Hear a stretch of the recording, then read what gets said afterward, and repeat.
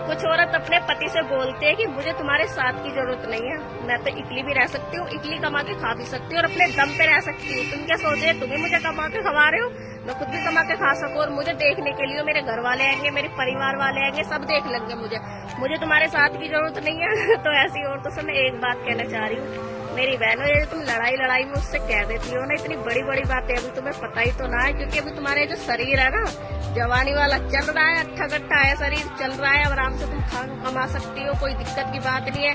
बीमारी होगी दवाई खा के ठीक कर लोगी, लेकिन जब बुढ़ापे का शरीर आएगा ना, जब तुम्हें सहारे की जरूरत पड़ेगी, और वो सहारा कौन होएगा, तुम्हारा पति।